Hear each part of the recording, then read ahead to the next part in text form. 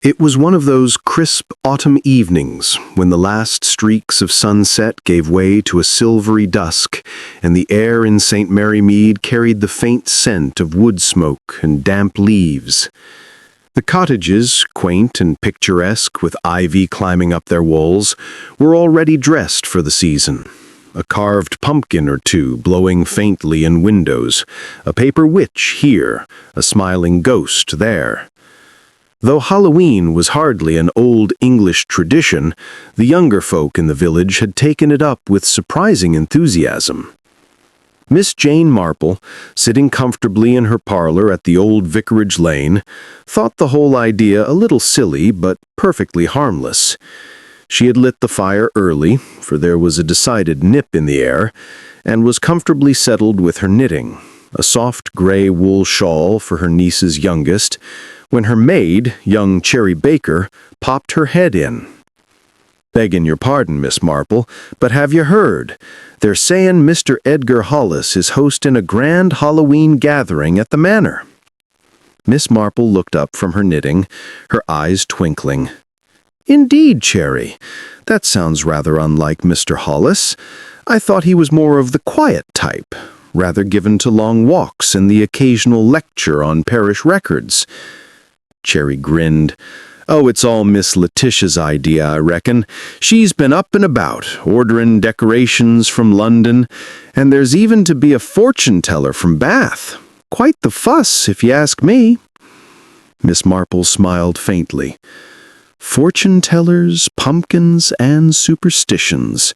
I dare say St. Mary Mead is growing quite modern."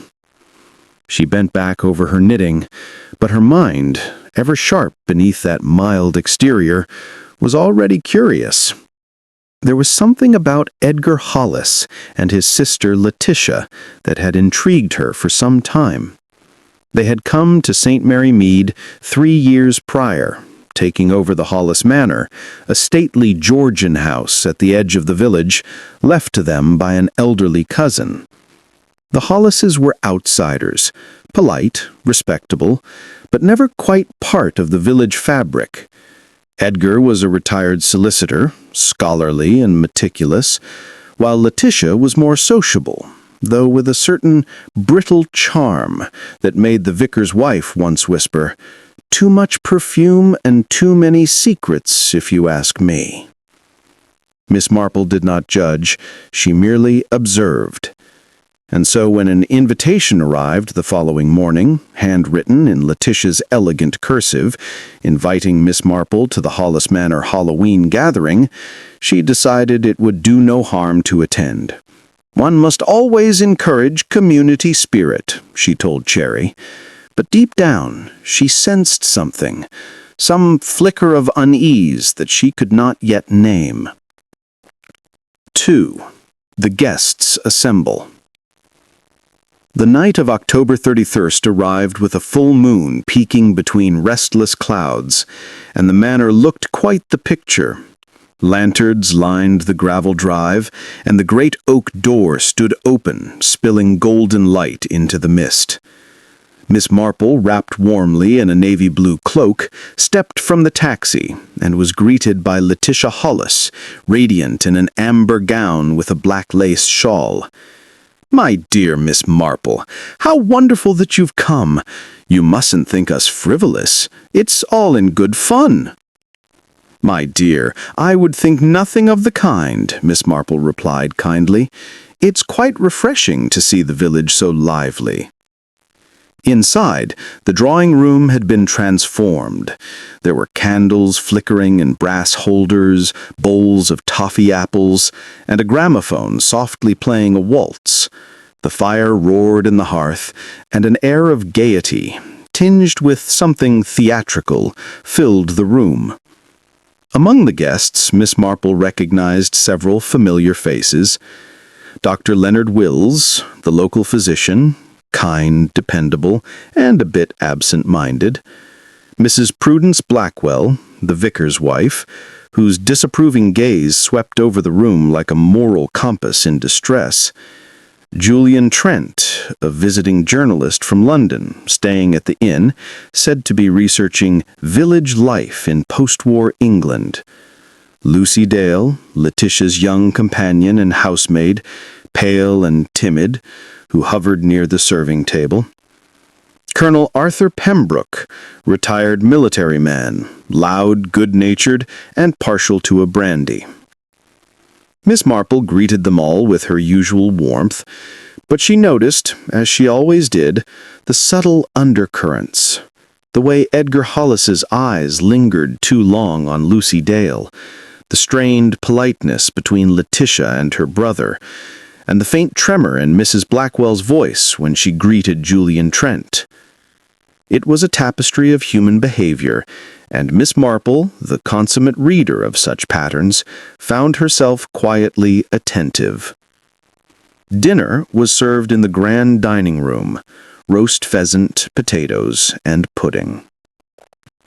Conversation flowed lightly at first, then turned curiously introspective as the evening wore on. "Do you believe in spirits, Miss Marple?" asked Mr. Trent with a teasing smile. "It seems the perfect night for such talk." Miss Marple smiled mildly. "Oh, I think there are spirits about us all the time, Mr. Trent. Not necessarily of the ghostly variety, but in the sense that every act and word leaves a trace. The past, you know, is never entirely gone." "Very poetical," said the Colonel, chuckling. "I say, Letitia, you've outdone yourself with this shindig. Even got the fortune-teller in the library, haven't you?" Letitia smiled, though her hand trembled slightly as she lifted her glass. "Yes, indeed, Madame Zora from Bath. She's quite renowned."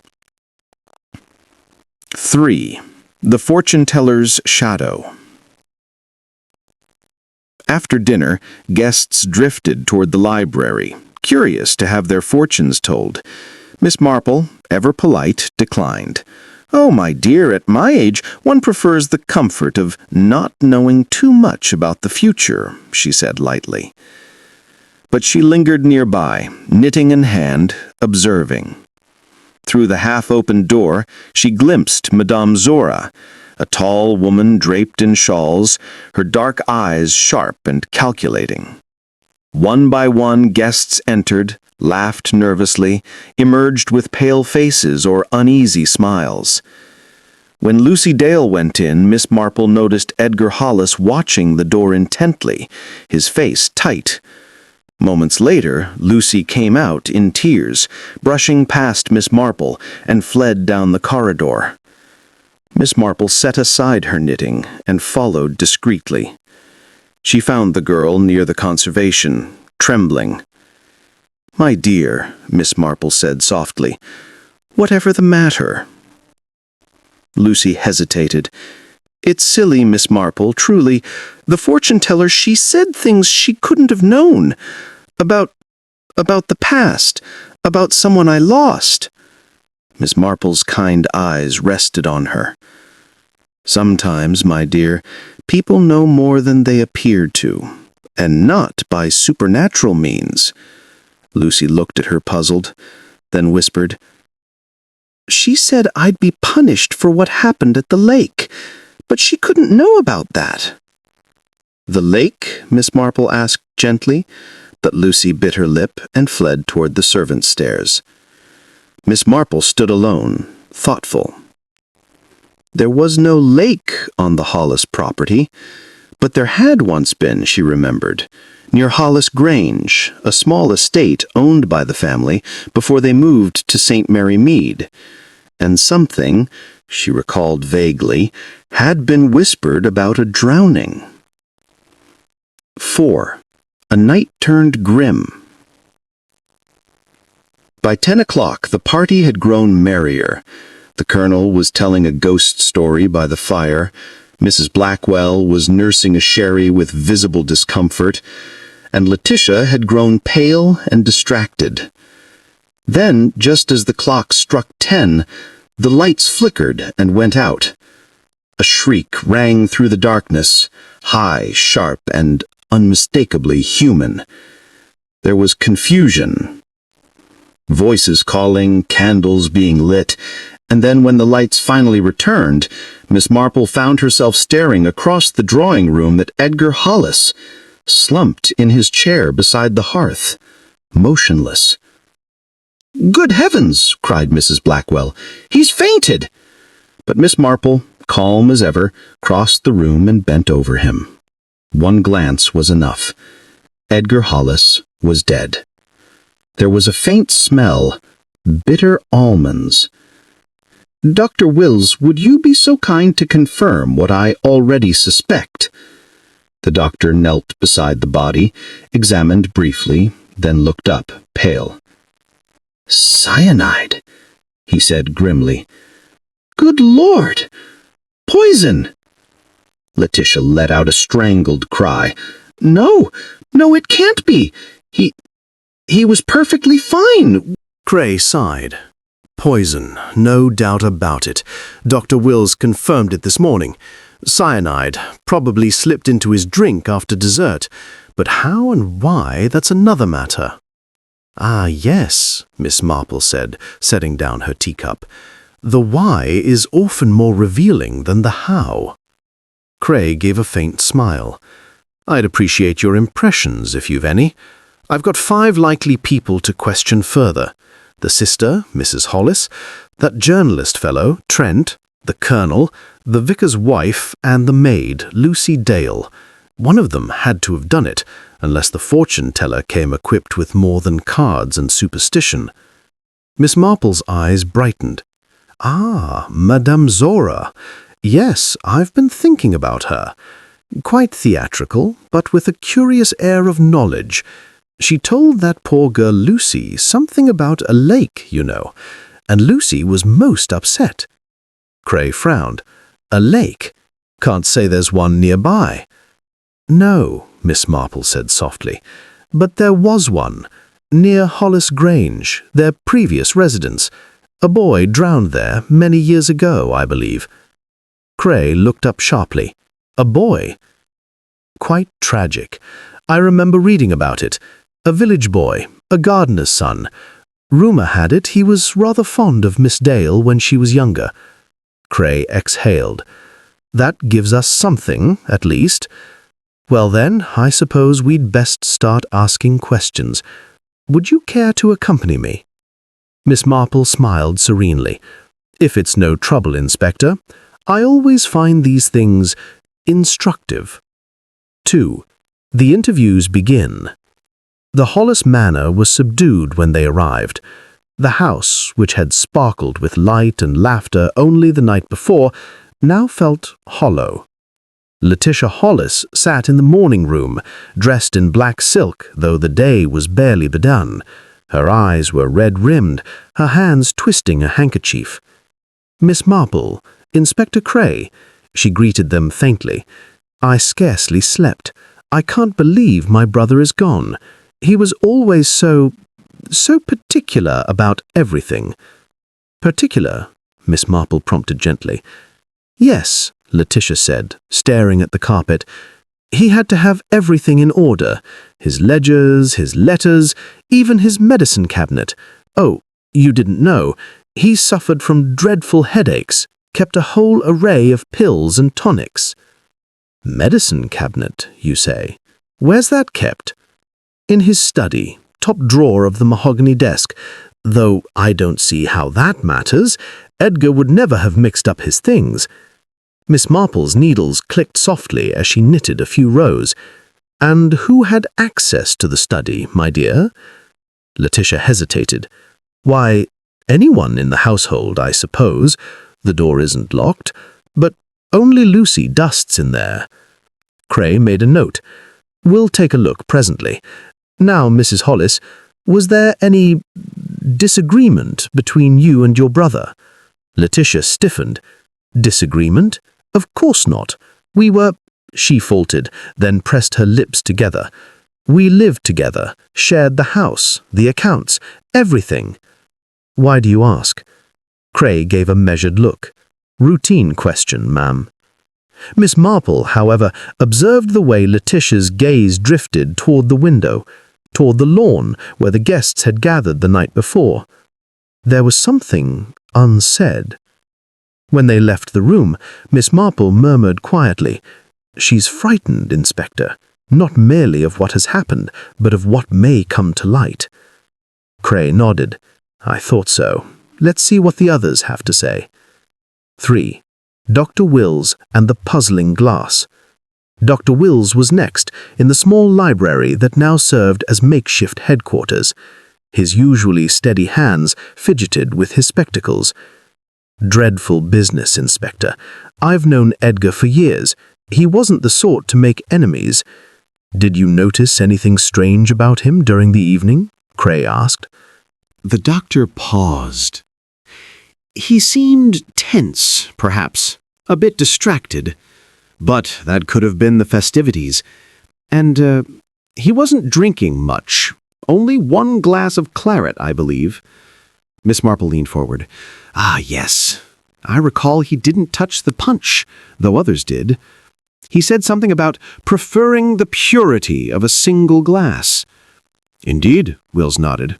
"I remember that. He always was fastidious." Cray scribbled. "So, if the poison was in his drink, someone had to know he'd choose that particular glass." Miss Marple's eyes twinkled. "Or make sure he would." 4. The journalist from London. Julian Trent was found in the study, typing furiously on a small portable typewriter. He looked up with a start as Cray entered. "Ah, Inspector. I was just making some notes for, well, not publication, of course. I've no intention of exploiting this tragedy." "I'm sure you don't," Cray said dryly. "Tell me, Mr. Trent, where were you when the lights went out?" Trent rubbed his chin. "Near the piano, I think, talking to Mrs. Blackwell about the charms of old England. Then chaos. Someone screamed, and when the lights came back, Hollis was gone." Miss Marple regarded him over her knitting. "You're a keen observer, Mr. Trent. Did you notice anyone handling Mr. Hollis's glass during the evening?" Trent hesitated. "As a matter of fact, yes. Miss Hollis refilled it once. She looked upset, I thought. They'd had some kind of exchange earlier. I heard raised voices in the corridor before dinner." Cray's eyes narrowed. "You're sure?" "Quite sure. I have a good ear for drama, Inspector.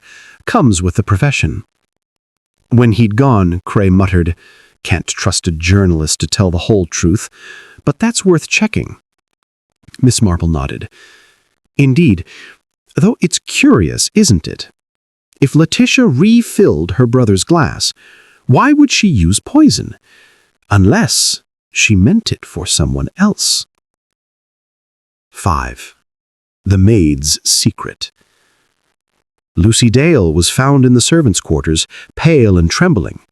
She stood when Miss Marple entered, wringing her hands. "Oh, Miss Marple, I swear I didn't do anything.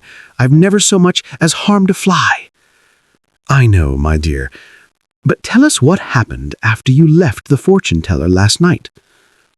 Lucy hesitated. "I went to my room, ma'am. I felt faint. She said such terrible things. She said someone close to me would die before midnight. I thought it meant me." "And did you see Mr. Hollisward afterward?" "No, ma'am. Only Miss Letitia, in the hall. She looked angry. Said something about Edgar ruining everything." Cray and Miss Marple exchanged glances. "Lucy," Miss Marple said softly, "you once lived near Hollis Grange, did you not?" Lucy's eyes widened. "How did you?" "I remember things, my dear. There was a drowning, wasn't it? A young man named Peter. He was fond of you." Tears filled her eyes. "It wasn't my fault. We were only playing by the lake, and Edgar, he told Peter to go fetch the ball. The ice broke. I tried to help, but Edgar pulled me back. He said it was an accident, but I never believed him." "And did you ever speak of it?" Lucy shook her head. He said no one would believe a servant girl, and I was so young. Miss Marple's voice softened. And Madame Zora knew this somehow? She used it to frighten you. Yes, ma'am. She said I'd be punished for what happened, that justice always finds its way. Miss Marple's expression grew thoughtful. Indeed, it does, my dear. Often by very human hands. 6. Madame Zora's web. Madame Zora was found packing her things in the guest chamber, clearly eager to leave. I told your constable I know nothing of poisons, she said, her voice sharp. I came here to read cards, not cause scandal. Of course, Miss Marple said pleasantly, though you did seem remarkably informed about certain village secrets. The fortune-teller's dark eyes narrowed. People talk, Miss Marple. Servants gossip, and I listen. Indeed, Miss Marple murmured. You've a talent for listening, and perhaps for blackmail? Zora's composure slipped. That's a dangerous word, madame. Oh, I don't mean to accuse, only to observe that knowledge in the wrong hands can be quite profitable. Zora looked away. Mr. Hollis knew things too. He warned me to keep quiet. Said if I stirred up trouble, I'd regret it. Ah, Miss Marple said softly. So he was aware that you knew something. Zora's lips tightened. Enough to make him nervous, yes. But I didn't kill him. I swear it on my mother's grave. 7. The puzzling clues. By late afternoon, Cray and Miss Marple gathered in the study. The constable had catalogued several items from the dinner table, including the decanter from which Mr. Hollis's glass had been poured.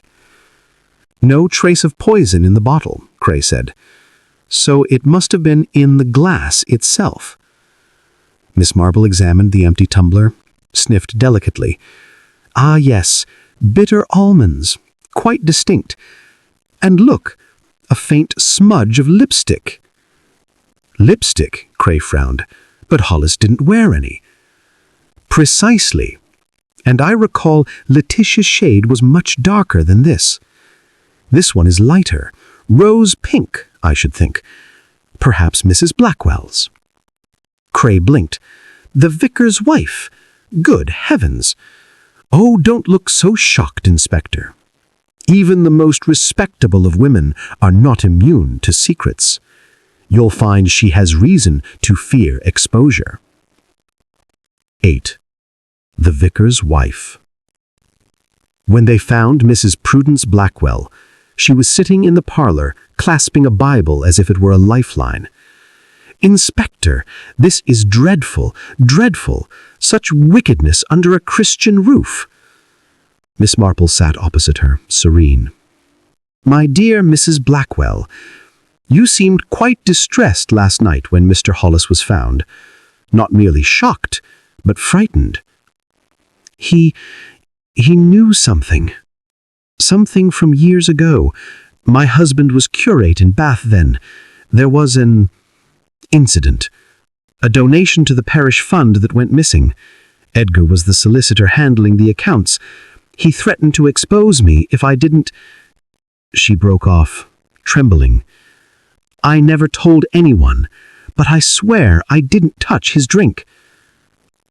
Of course, my dear, but someone else might have known of his habit for blackmail. Her eyes filled with tears.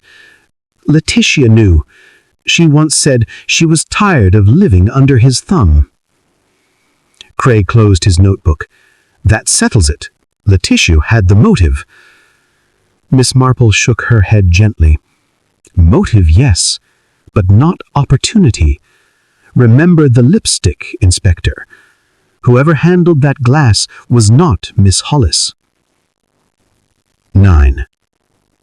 A glimpse of truth. As the daylight faded, Miss Marple sat once more by the fire in the study, her knitting forgotten. The clues swirled through her mind like autumn leaves in the wind. A a fortune-teller who knew too much, a frightened maid haunted by the past, a vicar's wife with a secret, a journalist who overheard too conveniently, and a sister under her brother's control. The cyanide, the lipstick, the refilled glass. And then it struck her.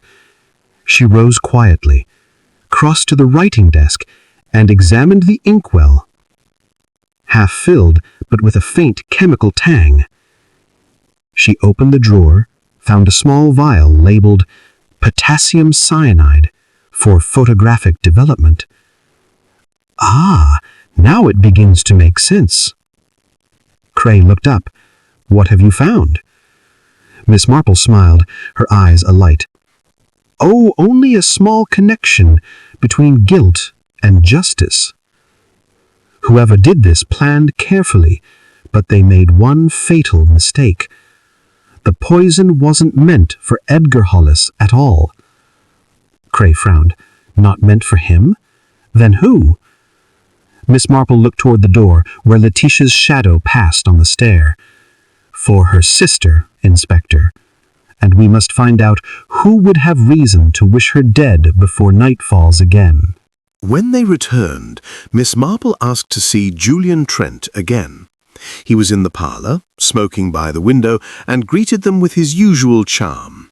"Still on the scent, I see, Miss Marple. I do admire your tenacity." Miss Marple smiled sweetly. "Thank you, Mr. Trent, though I suspect you know more about this affair than you've told us." Trent chuckled. "I assure you, my dear lady, I'm merely an observer." "Ah," said Miss Marple, "but even observers sometimes interfere with the scene. You see, I've made inquiries. There's no record of a Julian Trent working for any London paper, but there is a Julian Tate, formerly an accountant, who was dismissed 2 years ago after certain irregularities were discovered. Irregularities connected to a firm of solicitors, Hollis and Cray." Trent's smile faltered. "I don't know what you mean." "Oh, I think you do," Miss Marple said gently. "You came here under false pretenses. Edgar Hollis knew who you were and perhaps threatened to expose you. But you didn't kill him, did you?" Trent's eyes narrowed. "You're remarkably sure of that." "Because," Miss Marple said, "you were too clever to use poison. Your type prefers blackmail, and I dare say you've been doing just that to Miss Hollis." Trent exhaled sharply. "She deserved it after what that family did to me. Her brother ruined my career. And yes, I took her money, but I didn't kill him." Miss Marple nodded serenely. "No, Mr. Trent, but someone may have wished to stop him from ruining more lives." 7. The Lipstick and the Lie. That evening, as the lamps were lit and the manor settled into uneasy quiet, Miss Marple asked Letitia to join her in the drawing-room. "My dear," she said gently, "I must ask you something rather delicate. Did you refill your brother's glass last night?" Letitia hesitated, then nodded. "Yes, he asked me to. He said his drink tasted strange, too sweet. I poured him another from the decanter." Miss Marple's knitting paused. "Strange. The poison wasn't in the bottle, only in the glass. That means he tasted it first, didn't he?" Letitia's eyes widened. "You mean he knew?" "Perhaps," Miss Marple said softly. "Or perhaps he suspected someone meant harm to him. Tell me, did he seem afraid of anyone recently?" Letitia looked away. "He was uneasy, said something about being watched. He'd been receiving letters, anonymous ones. I never saw them, but he burned them after reading." "Anonymous letters," Miss Marple murmured. "How very instructive. And your lipstick, my dear. You wear a dark crimson shade, do you not?" "Yes." Then you will understand why it puzzles me that the lipstick mark on his glass was pale pink. Letitia frowned. Pink? But that must be... Precisely, said Miss Marple quietly. Mrs. Blackwell. 8. The Lipstick and the Lie. Inspector Cray summoned Mrs. Blackwell once more. The vicar's wife entered pale and trembling, clutching her handbag like a shield. Mrs. Blackwell, said Cray gravely, your lipstick was found on Mr. Hollis's glass. Her eyes filled with tears. Oh, dear God, I didn't mean to. I only wanted to frighten him. Go on, Miss Marple said gently. He'd been tormenting me for years. After that missing donation in Bath, he'd written, demanding money to keep silent. Every few months, another letter. I thought if I made him ill, just ill enough to scare him, he'd stop. You used cyanide, Cray demanded. I didn't know it was that strong. He told me once about his chemical drawer, the photographic stuff. I only meant to put a few drops in his drink to make him sick. But when I saw Letitia refill it, I panicked. I didn't know what to do. Miss Marple's expression was soft, though her eyes were sad. So you approached his glass earlier, pretending to fetch your shawl, and switched the drinks. Mrs. Blackwell nodded miserably. I didn't mean to kill him, truly I didn't. Cray sighed heavily. Intent or not, ma'am, the law won't see it that way. Miss Marple laid a gentle hand on her arm. You did a foolish, desperate thing, my dear, but you were not the only one deceived. Edgar Hollis had many victims, and someone else in this house was prepared to use your act to cover their own crime. Cray's eyes widened. Another crime? Miss Marple nodded. Yes, Inspector. For while Mrs. Blackwell's drops were sufficient to sicken, the fatal dose came later, poured deliberately into the second glass, and that, I fear, was no accident at all. 9. The second poisoner. There was a silence. Rain began to patter once more against the windows. Cray stared. You mean there were 2 attempts? Indeed, said Miss Marple. Mrs. Blackwell's tampering was mere coincidence. Unfortunate, but not deadly. Edgar Hollis lived long enough to taste it, complain, and ask Letitia to refill his glass.